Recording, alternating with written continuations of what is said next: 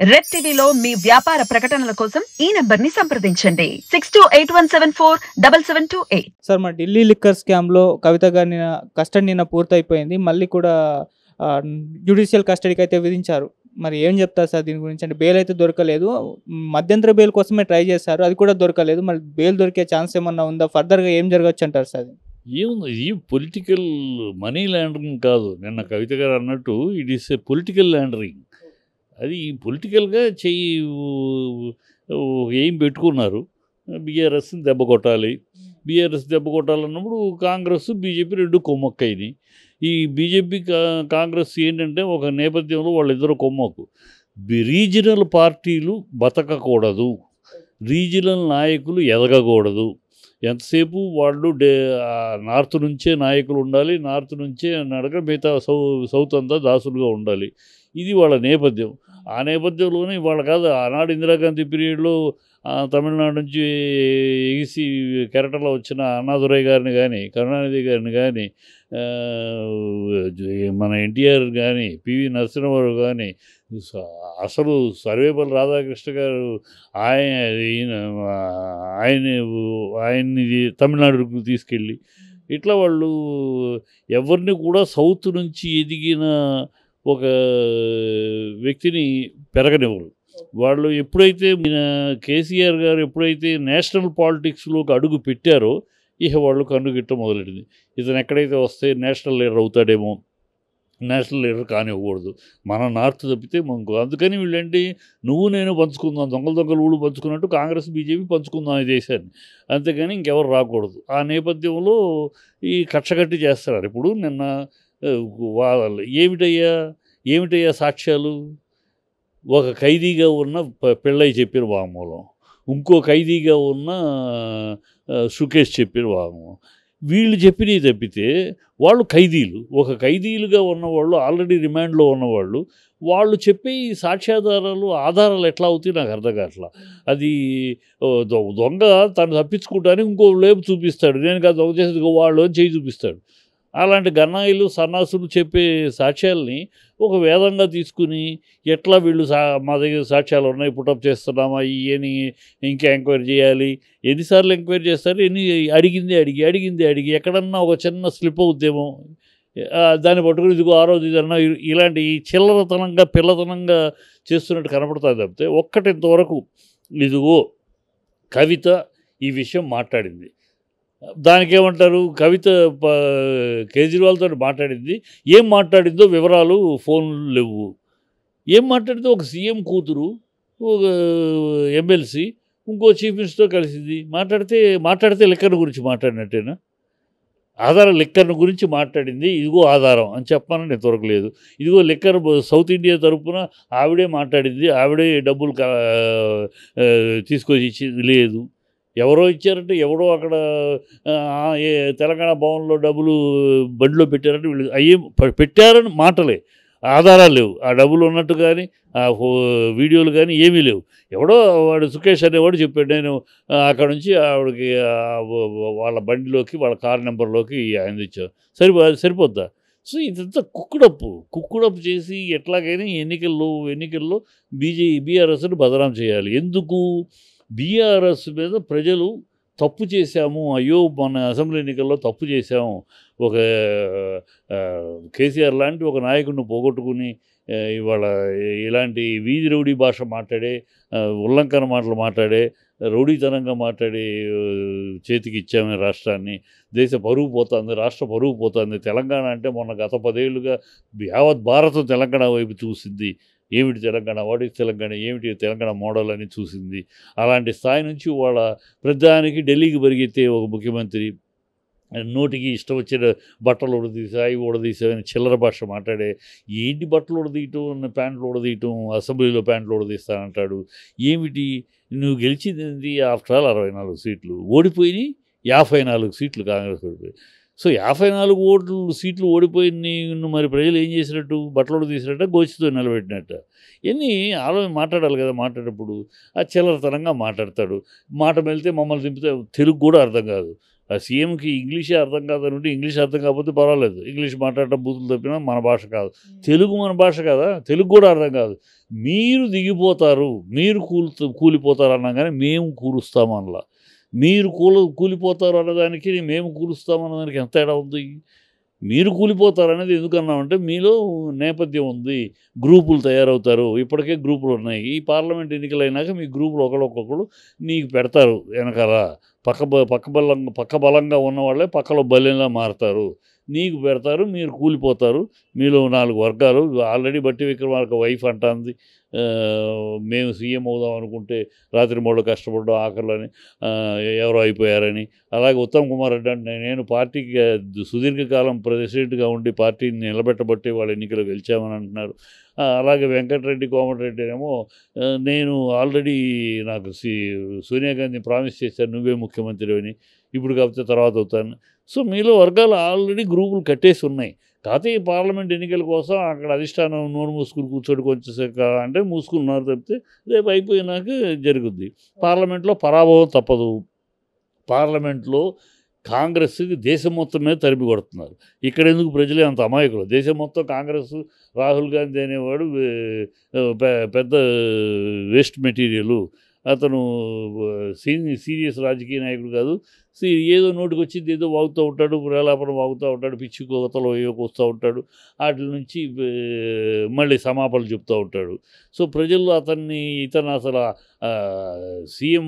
PM హోదాలో చూడటానికి కూడా అంగీకరించట్లేదు, కనీసం మాట్లాడటానికి కూడా ఉచ్చరించడానికి కూడా అంగీకరించలేదు. సో కాంగ్రెస్ దేశం మొత్తం మీద వాళ్ళ పార్ట్నర్సే, వాళ్ళ ఇండియా అలయన్స్ పార్ట్నర్సే, కేజ్రీవాల్ అవ్వచ్చు, మమతా బెనర్జీ అవ్వచ్చు, పంజాబ్ మాన్ అవ్వచ్చు, ఎస్పీ అఖిలేష్ యాదవ్ అవ్వచ్చు, ఎవరు కూడా ఒకళ్ళు కాదు ఒకళ్ళు కూడా వాళ్ళ అలయన్స్ వాళ్ళే అతన్ని అంగీకరించట్లా.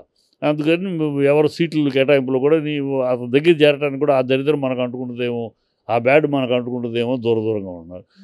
ఈ టైంలో బీజేపీ సరే బీజేపీ పోయినసారి 4 ఎంపీలు గెలిపించే ఏం పీకారు, రాష్ట్రం కోసం ఏం చేశారు? ఏమీ చేయలేదు. ఇప్పుడు బీజేపీ క్యాండిడేట్స్ ఎవరు లేరు. ఇతర పార్టీలను తెచ్చుకుని బీజేపీ సిద్ధాంతం కోసం నిలబడిన వాళ్ళు ఎవరు లేరు. అంత క్యాండిడేట్ తెచ్చుకుని ఇప్పుడు అదేదో ఇంకో రూమర్ కూడా చాలా దరిద్రంగా సరైపోయింది, ప్రజల్లో వెళ్ళిపోయింది. చాలామంది వాస్తవాలు నిజాలు సాక్ష్యాలు మన దగ్గర లేవు కానీ బట్ వినికిడి మాత్రం నిప్పు లేకుండా పొగరాదు, ఊరంతా మాట్లాడుతున్నారు. ఏది ఎంపీ సీటుకి 2 ఎకరాలు తీసుకుని ఇస్తున్నారు, అదే స్టేట్ యూనిట్ 2 ఎకరాలు ఇస్తే ఎంపీ సీటు. అలాగే ప్రధానమంత్రి అమిత్ షాను రోడ్ షోలకు వస్తే ఆ రోడ్ షోలో ఆ బండిలో నుంచుంటానికి మనిషికి 2 లక్షలు, ఎవరైనా సరే 2 లక్షలు ఇస్తే ఆ బండిలో ఆయన ప్రధానమంత్రి టూర్లో వీళ్ళు నుంచుంటారు. ఆ జస్ట్ ఆ బండిలో నుంచుంటే కోసం 2 లక్షలు. ఇట్లా దిగజారిపోయింది పార్టీ బీజేపీ వల్ల ఎలాంటి ప్రయోజనం లేదు. బీజేపీ స్టేట్ యూనిట్ చేతులు కట్టుకునే బాపతులు తప్పితే ఒక బాంఛన్ కాల్ముక్తా దొరా తప్పితే అది కాదండి ఇది అని అధిష్టానంతో మాట్లాడే దమ్ము, ధైర్యము, జ్ఞానము, విజ్ఞానము, పరిజ్ఞానము ఏమీ లేని కేడని ప్రజలకు తెలిసిపోయింది. సో వాళ్ళకి ఇప్పుడు అందువల్ల ప్రజలు బీఆర్ఎస్ వైపు మొగ్గు చూపుతున్నారు. ఆ బీఆర్ఎస్ని బదనాం చేయాలి. ఇంతకన్నా ఆ కవిత కేసులో ఎక్కడన్నా ఒక నిర్దిష్టమైన ఆధారం, ఇదిగో రికార్డెడ్, ఇదిగో ఆవిడ సంతకం పెట్టింది, ఇప్పుడు కేజ్రీవాల్ ఉందంటే అది ఆ ఢిల్లీ స్టేట్ విషయం. అది ఈవిడికి ఏ సంబంధం? సౌత్ యూనిట్లో వాళ్ళు వద్దండు, వాళ్ళకి ఈఎంఐ సహాయం ఏంటి? ఊరి కలిపి కట్టి ఏదో ఫోన్లో మాట్లాడారట, కలిస్తే ఫోన్లో మాట్లాడితే ఈ విషయం మాట్లాడినట్టు ఇదేనా? దానికి ఆధారాలు చూపించాలి కదా. ఇదిగో ఆధారం ఏమీ ఇంతవరకు కోర్టులో కూడా ఆధారాలు చూపించాలా. ఉన్నాయి అంటున్నారు. కోర్టు కూడా కోర్టు మన చట్ట ప్రకారం ఉన్నాయన్నప్పుడు ఆ ఇన్వెస్టిగేషన్ పూర్తి అయ్యేదాకా ఎంక్వైరీకి పర్మిషన్ ఇస్తారు. అది పూర్తి అయ్యేటప్పటికి ఈ లోపల ముందు జైల్లో పెట్టడం ప్రాసెస్ అయిపోతాయి. ఇప్పుడు వాళ్ళ కక్ష సాధింపింది కేవలం పొలిటికల్లీ మోటివేటెడ్ తప్పితే ఇందులో కవితకి సంబంధించి ఎలాంటి వాస్తవాలు లేవు, ఎలాంటి సాక్ష్యాలు వాళ్ళు ఇంతవరకు ప్రూవ్ చేయలేదు, ఇంతవరకు కోర్టులో ప్రవేశపెట్టలేదు. ఉన్నాయి అంటున్నారు, అంతే. ఉన్నాయి అంటున్నారు, అలా సాగిస్తారు. ఉన్నాయి ఇంకా వాళ్ళని ఎంక్వైరీ చేయాలి, వీళ్ళని ఎంక్వైరీ చేయాలి, వీళ్ళిద్దరిని కూర్చోబెట్టే ఇలాంటి టెక్నికల్ పాయింట్స్ పెట్టి ప్రొలాంగ్ చేస్తారు. అదే వాళ్ళు చేస్తున్నారు తప్పితే రేపు ఎప్పుడు తేలుతుంది ఖచ్చితంగా ఇవన్నీ ఫాల్సు 2G స్కామ్లు అలాగే చెప్పారు కదా బీజేపీ. ఏమైంది తర్వాత మొత్తం ముందు జైల్లో పెట్టమైతే పెట్టేశారు కరుణానిధి గారి కూతుర్ని. తర్వాత అది ఏమీ లేదు అని తేల్చారు. వాళ్ళు జైల్లో వెళ్ళి కూర్చున్న దానికి ఎవరు సమాధానం చెప్తారు? అందుకనే ప్రజలు తీర్పిచ్చారు. నెక్స్ట్ ఎలక్షన్లో స్టాలిన్ని వాళ్ళని గెలిపించారు. అలాగే జరుగుద్ది. బీజేపీ గతంలో ఈ కాంగ్రెస్ చేస్తున్న దౌర్భాగ్యపు రాక్షస క్రీడ, రాజకీయ క్రీడని ఇవాళ బీజేపీ అందిపుచ్చుకుంది. బీజేపీ కూడా ఈ పగ సాధింపులు ఇక్కడ స్టేట్ లెవెల్లో రేవంత్ రెడ్డి ఎలా పగ సాధింపు కార్యక్రమాలు మొదలెట్టాడో నేషనల్ లెవెల్లో వాళ్ళు బీజేపీ. ఇది చాలా ప్రజలు చూస్తున్నారు. ప్రజలు ఖచ్చితంగా తగిన గుణపాఠం చెప్తారు. ఇవన్నీ కాన్ఫిస్కేటెడ్, క్రియేటెడ్, ప్రమోటెడ్ కేసులు తప్పితే వరకు అల్లారు. అల్లికి అంతే. ఈ చుక్కని ఆ చుక్కని ఈ చుక్కని కలిపితే ఇది ఒక ట్రయాంగిల్ అయిందని చెప్పడం తప్పితే ఆ కలపడానికి ఆధారాలు ఏమీ లేవు. ఇంతవరకు కోర్టులో ప్రజెంట్ చేయాలి. ఇంతవరకు ఇదిగో ఆధారం. అదేమంటే కేజ్రీవాల్ని కలిశారు, దాని మా ఫోన్లో మాట్లాడింది ఏంటి చెప్పండి. ఏం మాట్లాడారని నువ్వు చెప్పు. ఏం మాట్లాడింది ఏంటి నన్ను చెప్పడం అంటావు ఏంటి? నేను కేజ్రీవాల్ తోటి మాట్లాడాను. కేజ్రీవాల్ తోటి మాట్లాడేది కవిత ఏముందో ఒక సీఎం కూతురుగా మరొక స్టేట్ సీఎంని కలిసింది. కలిస్తే దదాలు చేసినట్టేనా, అక్రమాలు చేసినట్టేనా? ఇవన్నీ పిచ్చి పిచ్చి ఆరోపణలు ఇవి నిలవవు, ఫైనల్గా నిలవ కోర్టులో. కాకపోతే ప్రస్తుతం వాళ్ళ రాజకీయ ఇది సాగుద్ది అంతే. సార్ అంటే ఈ కేసులో బీజేపీకి సరెండర్ అవ్వకపోతే బెయిల్ దొరకదు అన్న ఒక నెరేషన్ అయితే బయటకు వచ్చింది సార్. అంటే మనీష్ సిసోడియా గారికి చూసాం, ఇప్పటివరకు బెయిల్ దొరకలేదు. కవిత గారి పరిస్థితి కూడా అలానే ఉంటుంది. అందుకోసమే కవిత గారిని బయటకు తీసుకొచ్చేందుకు కేసీఆర్ గారు సరెండర్ అవ్వబోతున్నారు, తొందరలో ఢిల్లీ వెళ్ళబోతున్నారు, ప్రధాని గారితో మీట్ అవ్వబోతున్నారు. సో ఇటువంటి వార్తలు అయితే బయటకు రావడం చూస్తున్నాం. మరి దీనిపైన ఇవన్నీ పనిపాట లేని అర్ధజ్ఞానం అజ్ఞానంతో రాజకీయ విశ్లేషణ సరిగ్గా తెలియని అర్భకులు మాట్లాడే మాటలు. బీజేపీలో చేరమని ఎవరు అడిగారు? ఎవరన్నా ఉన్నా తెలుసు వాడికి? బీజేపీలో చేరమని ఎవరన్నా అడిగారా కవితని దగ్గరికి ఎవరు వచ్చారు? అది చెప్పాను. చెప్తే ఉన్న సోది చెప్పకుండా ఇదిగో పలానా వ్యక్తి ద్వారా కవితకి ఫోన్ చేశారు, లేదా కవితని కలిశారు, బీజేపీలో చేరమని అడిగారు, ఆవిడ తిరస్కరించింది చెప్పాను. ఊరినే పుట్టించడానికి ఏంది ఊహాజనితపు అర్థపర్థం లేని సొలువాగుడు తప్పితే ఇందులో ఆయన కేసీఆర్ ఫైటరు. ఇలాంటి ఒడిదుడుకులు ఎన్నో చూశాడు ఆయన. కేసీఆర్ ఎన్నో పోరాటాల నేపథ్యంలో తెలంగాణను సాధించాడు ఆయన. తెలంగాణ సాధించడానికి ఆయన తప్పితే ఇంకెవరూ తిరగడం శుద్ధిగా లేరు, చేయలే. కాంగ్రెస్ ఇదిగో రాజశేఖర్ రెడ్డి సీఎంగా ఉన్నప్పుడు ఆయన నేను బతికొండగా తెలంగాణ రానివ్వన్నాడు. కిరణ్ కుమార్ రెడ్డి నిండు అసెంబ్లీలో తెలంగాణకు అడుగు దొక్కున్న తోడు చెప్పుకోండి అని అవమానించాడు. ఇవాళ ఆ తెలంగాణని అవమానించి తెలంగాణ వద్దు అని కిరణ్ కుమార్ రెడ్డికి ఎంపీ సీట్ ఇచ్చింది బీజేపీ. సో తెలంగాణకి వ్యతిరేక గ్యాంగ్ వీళ్ళు. చాలా బీజేపీ తెలంగాణ ఇస్తాము ఒక ఓటు 2 రాష్ట్రాలు 86లో చెప్పి తర్వాత 90 దీంట్లో అధికారంలోకి వచ్చినాక కూడా అప్పుడు ఈ టాపిక్ ఎత్తితే చంద్రబాబు ఒప్పుకోవట్లేదు, అందుకని దాన్ని ఆ టాపిక్ పక్కన పెట్టామన్నారు. సో ఇది వీళ్ళు నేపథ్యం తెలంగాణ కోసం.